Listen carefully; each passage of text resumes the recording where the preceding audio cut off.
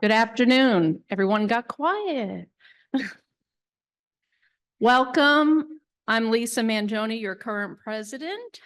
And at this time, I would like to invite Rob Rowan up for our invocation and pledge.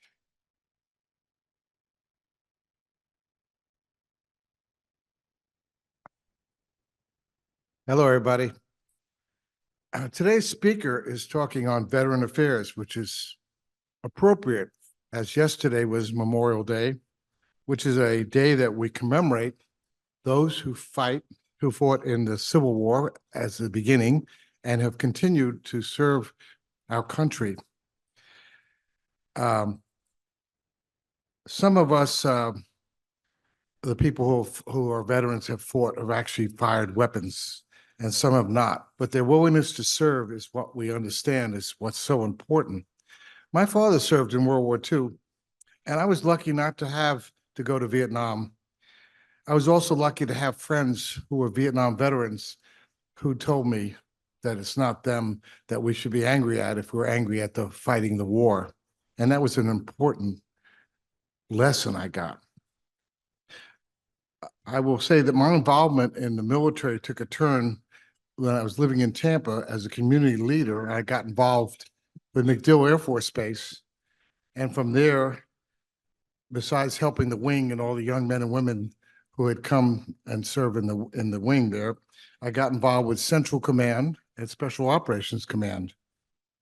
It was right at the onset of the Afghan and Iraq War. And I'll say that it was really an eye-opening for me. There was two things that I learned. One was from the military officers and top enlisted men and women. They all hated war. They hated writing those letters. They hated seeing the ultimate sacrifice of people that they loved. You would think that the military people would be gung-ho for war, but no, that's not the case. And the second was that I went pretty regularly to a monthly dinner held at the Haley Veterans Hospital. I served dinner to the returnees from these wars and from other situations. Some had severe brain injuries that kept them from being able to interact with others.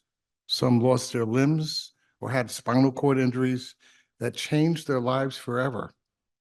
The families there were taking care of their sons and daughters, and they were also forever changed.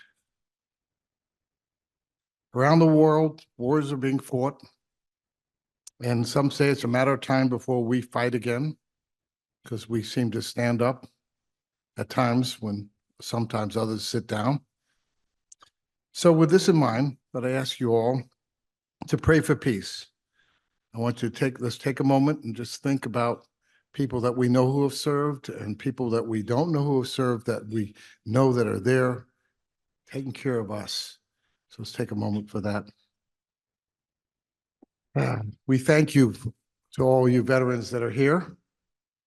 And we thank you to all those that are not. And we pray that we will find safety and be able to come back to be with your families. For that we say, amen. And so please let's stand for the Pledge of Allegiance. We pledge allegiance to the flag in the United States of America and to the republic for which it stands, a nation under God, indivisible, with liberty and justice for all. Good afternoon, everyone. Glad to have you here today. I am Kendra Williams, and I am welcoming our guests and visiting Rotarians. So when I call your name, if you please stand and remain standing. We have Aubrey Lewis joining us as a guest of Jeremy Hart, Gina Bloom as a guest of Kelly Byers,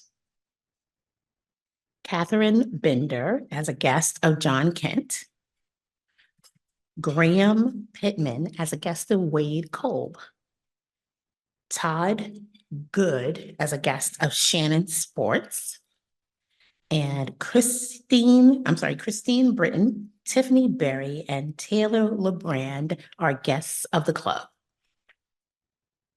Oh, and we also have J.R. Schroeder as a guest of Anne Marie Sherrill. And in addition, we have a visiting Rotarian, David Goff. Thank you so much. Hey everybody, I'm Derek Lewis, and I have the privilege of introducing two of our new members who are going to introduce themselves. So if Kelly Byers and Jeff Pettis could come up. Now, Kelly walked up first, so Kelly Byers will be first.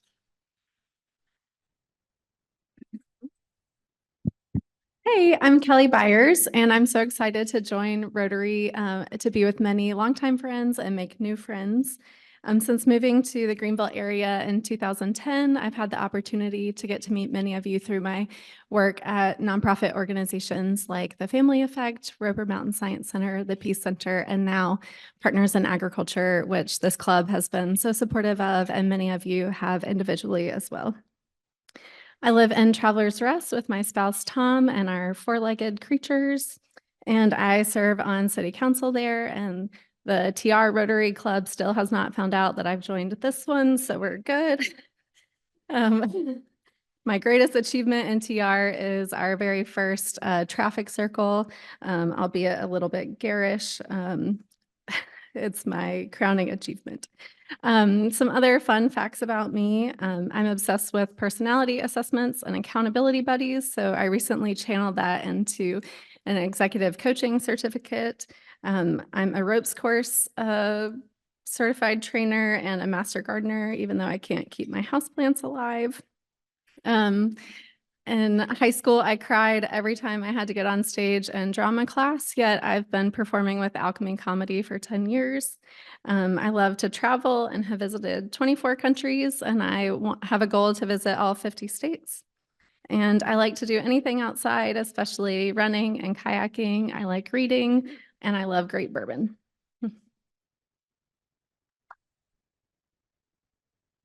Thank you, Kelly. My 13-year-old would say the best thing about Kelly Byers is the annual Christmas tree bonfire that Kelly hosts at her house, which is the social event of the year. Jeff is next. Jeff, I got to meet, and Jeff, as our family's been traveling, has managed to live in every state that we need to visit. And so I'm really excited to have you here with us. Thanks, Derek, who's also my sponsor, along with Mike Fletcher. So thanks to you both for having me here. Powers that be said that I should tell you a little bit about myself. I'm a Scorpio.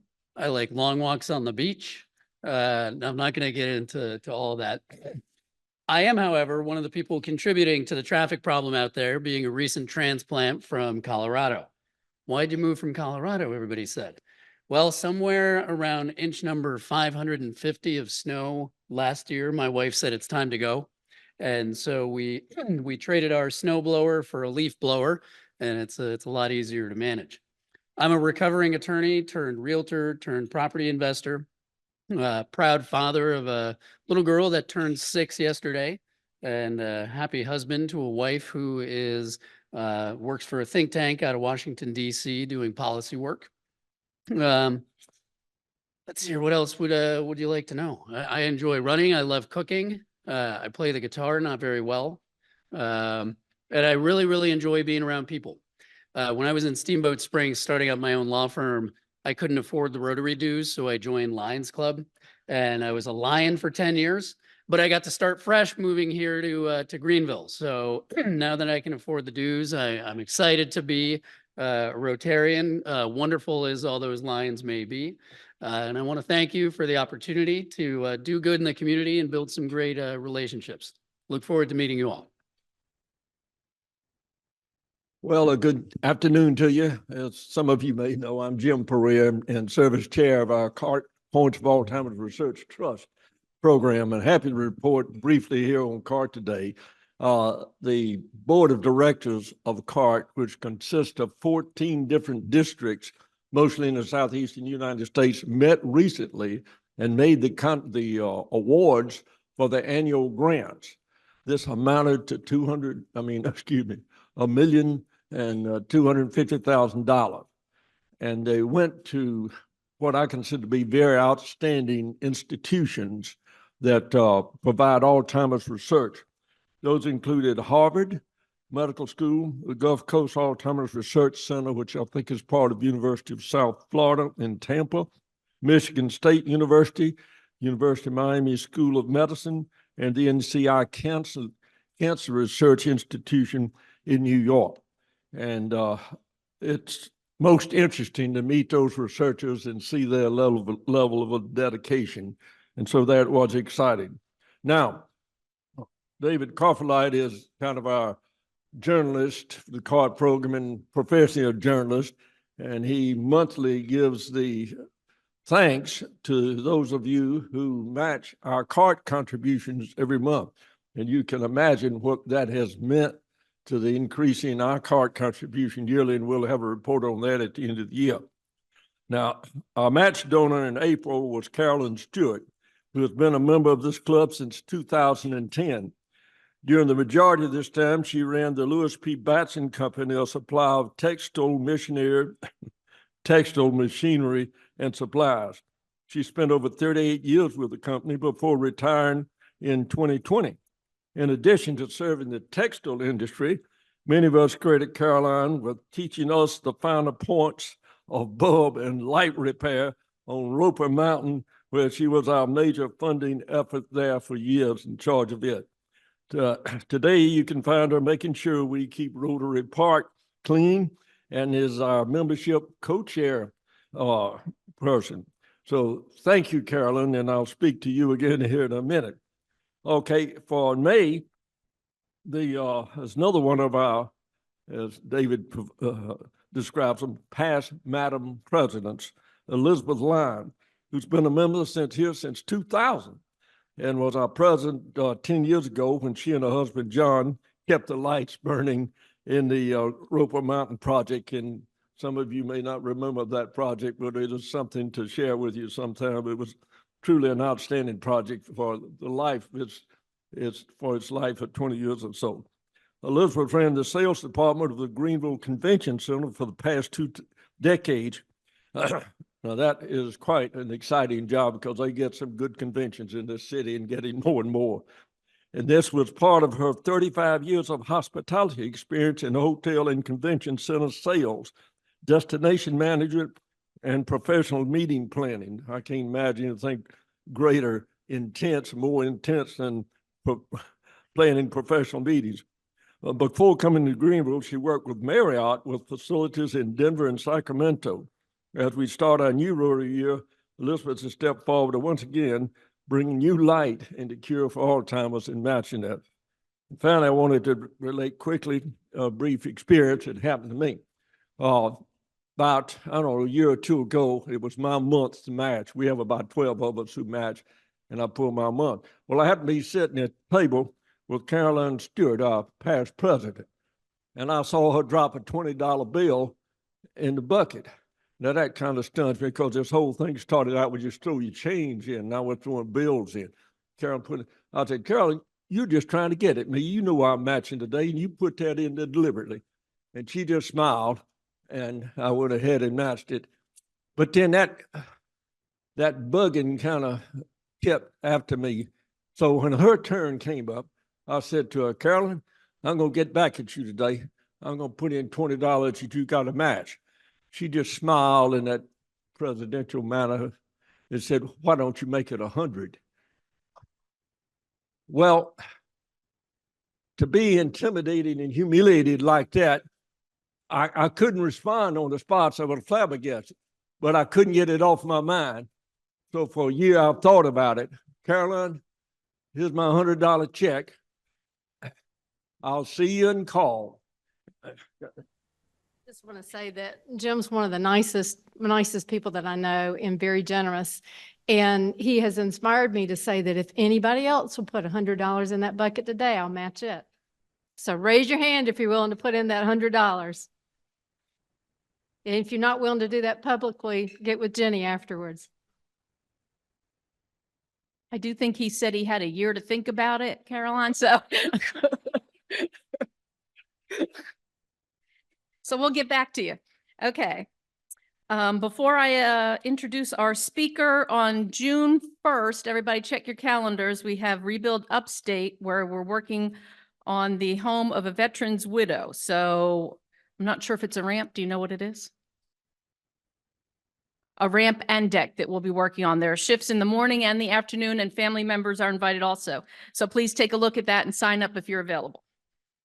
Okay, and I have the pleasure today of introducing our speaker, Representative Bobby Cox. He is a representative for the South Carolina House District 21.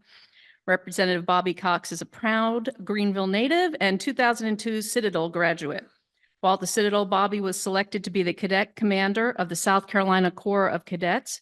During his senior year at the Citadel, the 9/11 terrorist attacks occurred, which solidified his desire to enter the military. After graduation, he became an Army Ranger and deployed multiple times to combat, leading conventional and special operations units on counterterrorism operations. After leaving active duty, Bobby joined the defense company Sig Sauer as their vice president of government affairs. Bobby still serves in the Army Reserve as a lieutenant colonel, has an MBA from the University of North Carolina at Chapel Hill. He was elected in 2019 to the South Carolina House of Representatives for District 21, which comprises parts of Greer, Greenville, and Simpsonville on the east side of Greenville County. Representative Cox serves as the chairman of the House Subcommittee on Military and Veterans Affairs. He has a passion to serve those who have fought and died for our nation. He currently lives in Greer, South Carolina with his wife Jocelyn and 2 young kids. He left out a few important things, but I'm going to let him tell you those. Bobby, please come up. Thank you very much, Lisa. Yeah, there's a couple of things she got onto me that I left out in my bio, which I'll talk about later, but it's great to be here, everyone. And our conversation at the table here, I am not the Braves manager, so hopefully the Atlanta Braves. So hopefully you guys are here expecting somebody else. But I tell people I look younger in person when they meet me, you know. So but go Braves. But thank you, Lisa, for the introduction. What I left out was like I'm a proud graduate, and we have another one here of Leadership Greenville. What was it, 43? Is that our class? I always forget. So it was the best class. That's all I remember. So. But a great organization. One of the first things I got exposed to here when I first moved back here, and also I'm a former member of this club. I was not kicked out. Okay, I had to leave, but I was sponsored by Caroline Stewart, who my mom actually worked at Lewis P. Batson Company for 80 years. I don't know how long she was there. A long time. So she's been a good friend of our family forever. So it's great to be here. I did leave the Rotary here because I worked for Milliken for a year and they were actually paying the dues. But then when I switched to a New Hampshire company and I put the request in, they're like, we're not going to pay dues for a South Carolina Rotary Club. So that's why I left actually. But so this club, as well as Leadership Greenville, and then another club that I'll talk about a little bit later, another organization called Upstate Warrior Solution. Those were the 3 kind of organizations that kind of brought me back after I transitioned off to active duty from the Army to here and showed me ways to serve the community. So I'm very thankful, and it's an honor to speak here. It really is. It's really means a lot. So thank you for having me. I do want to talk about some of the veterans initiatives that we are enacting in the state here on a state level as well as nonprofit. I have one of my colleagues here, Jason Elliott, who's been a staunch champion when it comes to veterans and first responders. So it's great to have him here as well, because we have been doing a lot at the State House. I do want to talk about that. But before that, I just want to talk a little bit about my service and what led me to the point where I can actually help other veterans and their families. That experience that I've had in combat, at the Citadel, during the time of war, and then taking all that and running for office back here to give back to those that have given so much to us for our freedoms, especially in light of Memorial Day happening yesterday. So I never thought I would run for office. Jason, I think you knew you wanted to run for office when you're, what, 2 years old? Is that what it was? Three, okay. I'm just kidding. But, I never knew anything about politics, and I'm not trying to humble brag. I just didn't know. I wanted to go to Citadel. I wanted to, go in the Army, lead soldiers in combat if that was called upon me. And so that worked out. So I was very focused on that kind of endeavor. I met a kid one time. He was a high schooler, I think, at a political event, and he hands me a business card. I'm like, oh, this is pretty cool. He's handing me a business card, a high schooler. Had his name on it and his contact information, and the title was Aspiring Politician. And I'm like, oh, man. I'm like, good on you, man. We need people to serve, So, but I never had the desire to do that. So, so in that mindset, I went into the Citadel, and then during 9/11 happened my senior year to kind of give away how old I was. And based upon the crowd here, I think everyone was alive during that time, knew where you were on that dark day. I was walking back from class at the Citadel for my business Spanish class, going back to my room.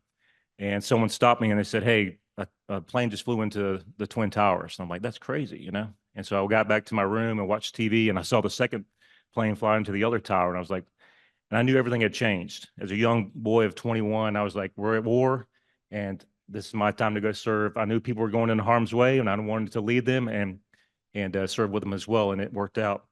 And I was given the opportunity to do that for many times, more than I thought. It was a matter of how many times you were going to deploy, not if you were going to deploy during that 10, 15, 20 years of service. And so was a part of some great units, served in the 101st, the Ranger Regiment, 82nd, great units.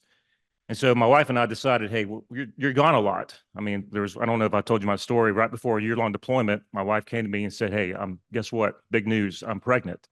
And I was like, oh, that's awesome. And of course, my small mind was like, wait a minute, I'm on a year-long deployment. Usually what pregnancy is like 9 months. So it doesn't really line up pretty good. So, but unfortunately, I was able to get back on R&R, see the birth of our daughter, and then go back for an additional 3 months. And then came home to a 3-month-old who was sleeping through the night. And I told my wife, man, this stuff is easy, you know? So I had to sleep on the couch that night when I got back home. But so the wife and I decided to maybe transition out and go back home. So I took the LSAT, was trying to follow the lawyer route. And I got a call from the Army saying, hey, would you consider going to do this Army Congressional Fellowship, which is on Capitol Hill? I was like, man, this sounds very interesting. You go, you get a master's degree, you go serve on Capitol Hill for a year as a staff member in a congressman's office or a senator's office, and then you do some congressional liaison on the back end. I was like, man, that sounds great. I said, well, you know, I'm not convinced. You're like, well, you don't have to wear a uniform for 3 years. I'm like, sold. I'll go do that. So got a master's in political science. I didn't mention it's from George Washington, and then I served on the Senate. Senator Saxby Chambliss was my boss for a year, and I did everything defense related. He involved me in everything, and so it was just a great exposure to what happens on the political landscape. And I bring that up because I never thought about running for office, and then I saw what was happening in Congress and all these elected officials, and it really took the aura and kind of the mystique around elected office away a little bit. These were just regular people trying to do good policy, you know, and present company not accepting. I felt from my experience and background, I could do a good job, and sometimes a better job than some of them are doing up there on Capitol Hill. And so that's when my mind kind of got the burden of like, hey, I need to serve and look into this, you know? And so we moved back home, kept an open eye about it.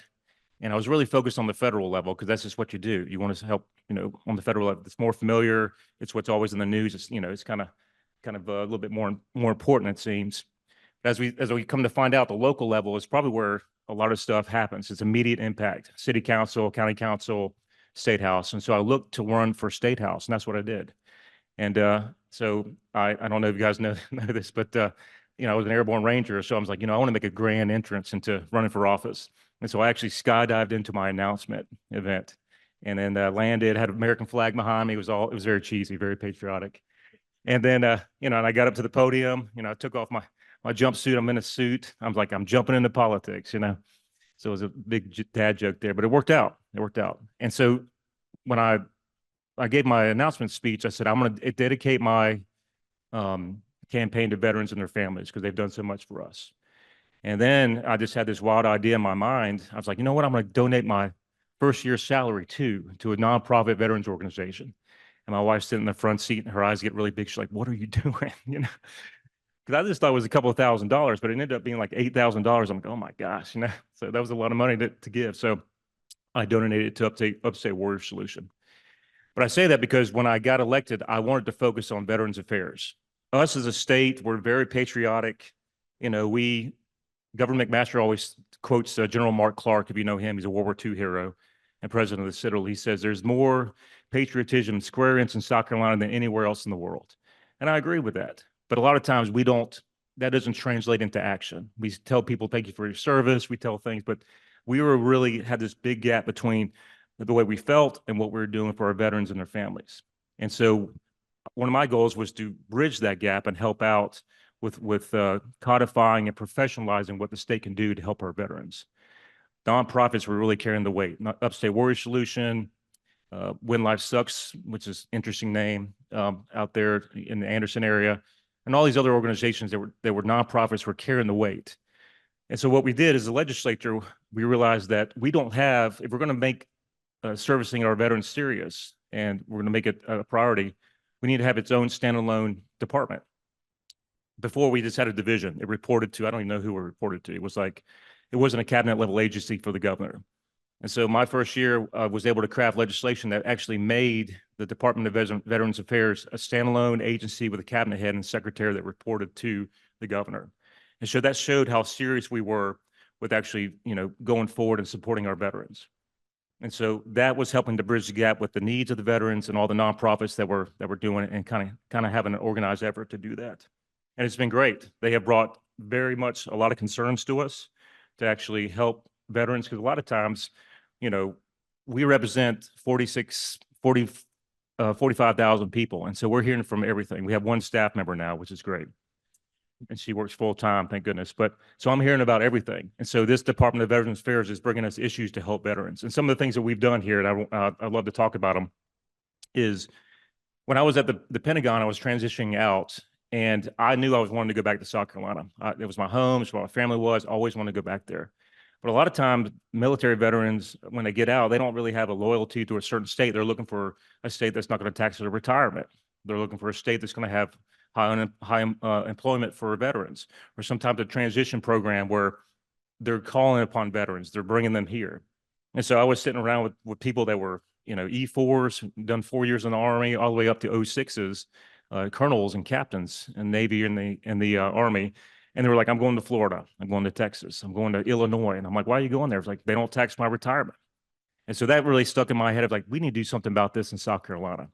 Why would you go to a state that's going to tax, your retirement that you've put 20 years in? And so we were able to work with the Speaker of the House, and we put in this tax it's called the Workforce Enhancement and Military Recognition Act, which essentially will not tax their retirement, which is great. So we're on the map now, trying to recruit people when they transition out of Fort Jackson or Beaufort Air Force Base or Marine Corps Air Force Base, whatever, Shaw Air Force Base, they stay here, which is something that we're going to do. In addition, I sit on what's a committee that's called 3M. It's Military, Medical, and Municipal Affairs. Easy for me to say. So it's a committee that we have totally turned around the dynamic of it. Before, it was not really a working committee, but now we are very serious about focusing on medical affairs and military affairs specifically. And so we have passed just this past year, 6 laws that have really helped out Veterans Affairs. And I've been honored to sponsor some of those. And a lot of those times, it's not glorious, it's not flashy, but it's inch by inch helping our veterans and their families. Because, a lot of times, unless you have connections to veterans, you really don't know what they're going through. We would go to church and we would start talking about my service, and they would just be like, you were gone for 15 months one time? Wait, you almost missed your daughter's pregnancy? Well, and my wife and I are like, well, that's just the way it was, we didn't think anything else different about it. So we have over 400,000 veterans here in South Carolina, according to the Department of Veterans Affairs. But a lot of times people don't have that connection to it, so they don't know how to help and what to do. And so a lot of times Department of Veterans Affairs will bring me issues that even I'm not aware of. So one of the things we passed was called the Military Temporary Remote School Enrollment Act. It's a long phrase, essentially, where say I'm Captain Cox, moving to South Carolina to serve at Fort Jackson. I can't register my kids in public schools until I have proof of residency in my house. Well, it sounds legit, but just think about moving from Fort Lewis, Washington State, or overseas. You get there and then you miss the cutoff because you can't get a residence, proof of residence to register your kids. That's an easy thing to fix, but we never knew anything about it. And so we changed that to where as soon as you have orders from Fort Jackson, you can register your kids in class. For school. And that may seem like a small gesture, but that alleviates a lot of stress for families when they're moving here. So that's something that we did within the committee. Another thing is, I don't know if you guys have ever heard, this is a very big giving organization, but the Veterans Trust Fund. Have you guys ever heard about that? So exactly, it's a division of the Department of Veterans Affairs that actually gives grants to nonprofits that are helping veterans. And the only money that they can get is from people donating during tax time. And so what we did is we reorganized it, made it a fundraising arm to where guys can, the big, companies can give money, or the small companies can give money, and they can give grants out to that. And that's not flashy, but that's something we did with the Veterans Affairs Committee. Another one is, and this is something that was brought to me by a funeral director. Right now, if the remains of an unidentified body comes to find out that it's a veteran, sometimes this veteran's remains will remain at the funeral home indefinitely, just on ice, holding off. Like, no, if this is a veteran, they need the proper honors to be buried. And so we put a time limit on where they have to surrender it over to one of the service organizations to bury that body in its proper burial place. And so, I mean, you had veterans remains that were hanging out there for years. So we did a 30-day time frame where, like, hey, you have to surrender over and do the proper burial. So that was something else that we fixed. And then along those same lines, we have state veteran cemeteries in South Carolina. You guys probably knew that. We're going to have 3 or 4 of them here in the near future. But to be buried in one of those cemeteries, you have to be a state resident. It seems pretty good, but we have all this land, there's enough room where if someone wants to move back here and be buried here in South Carolina and you honorably served, we want to welcome you and we want to make your last act of service and we want to honor that. And, I changed I hate to say it, but I changed my state residency to Washington State for a couple of years when I was out there because they didn't tax my income like South Carolina was. And then I changed it back. But if I had died in combat or however, I wouldn't have been able to have been buried in South Carolina Cemetery, which is kind of bizarre. So we fixed that, which is good. And so those are a couple of things that we've done for our veterans within the state. We're making some great strides. And so, a lot of people, when they find out that, I served in the military, they thank me for my service, which it was my honor. It was high adventure. I loved it. It's maybe the man who I am today. But then they go on to say, well, like, how can I give back? How can I serve those who have served us so much? And so there's a couple of things that I always tell people in light of Memorial Day, and I'll leave this with you in a couple of ways that you can help out veterans. You don't have to be in state government. You can, and I think this club still has a mentor program. Do you guys still have that? So that's a great pathway there. But a lot of Memorial Day, I just tell people, just remember that freedom is not free. It's a great reminder from yesterday that it's not. I just went down to the Yorktown, and my company presented custom pistols for the Congressional Medal of Honor Society that will be put in their museum.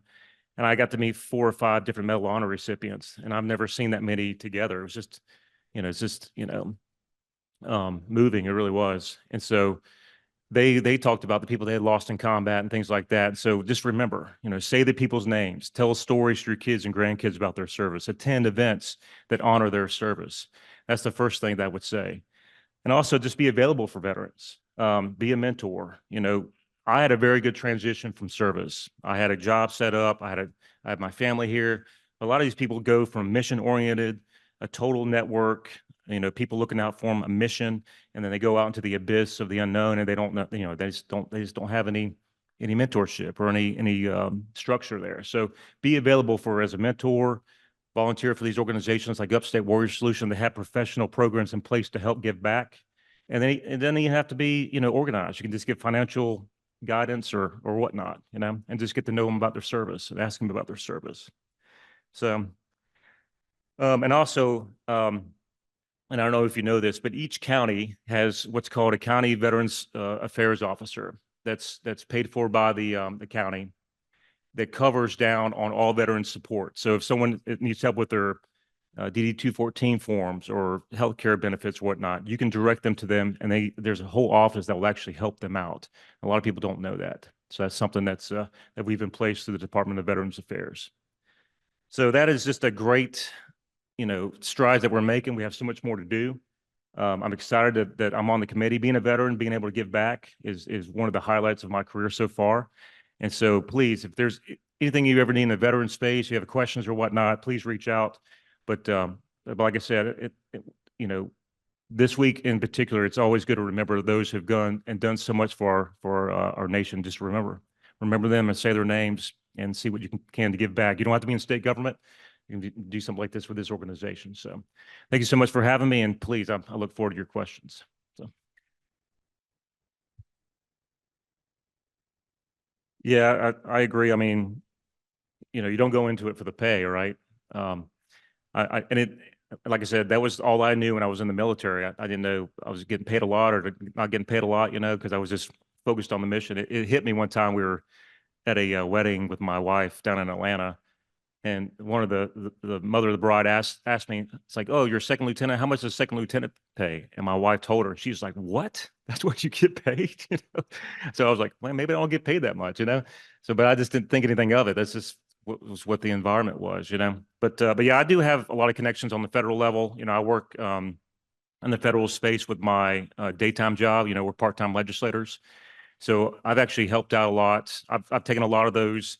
Like I'm mentoring this younger Medal of Honor recipient who's facing some extreme obstacles with getting like his pay and recognition. Like they're about to do a movie about his life that he's not going to get any money for, you know. And so, you know, those guys only get an allowance of like 30,000 a year, and so we're trying to raise it because they're all over the country trying to talk about their experiences, and they're a great recruiting tool for the military. I mean, and like these are the best of the best guys. So, I am involved in that space, and I partner a lot with the Department of Veterans Affairs on the state level and the federal level. So yeah, we're seeing some more dialogue in that regard, but a lot of times it's leadership driven with who's, you know, what the focal points are, who's in charge, that kind of thing. So something definitely needs to be done in that regard. So yeah. Yeah, so we've looked at this and some lessons learned from other states where, you know, my wife was a teacher and she became a teacher because it was just easier to do that job wherever we went. You know, a lot of times there'll be nurses or you name it where that, you know, they have to have some type of state certification that gets transferred over. And so we're doing it, we're focused on that. We're like truck drivers or nurses or whoever, you know, we want to make sure that their credentials carry over to South Carolina where there's not a barrier where they can immediately start working, you know, because a lot of times you're at an assignment for only 2 or 3 years. Might take a year to get credentialed, and then, you know, you got a year left and then you're out. We want to make it where as soon as they hit the ground running, they can immediately get plugged in, especially nursing. I mean, that's a huge shortage here, you know? So just depending on this, that's something that we're helping wives and spouses as well in that regard. So.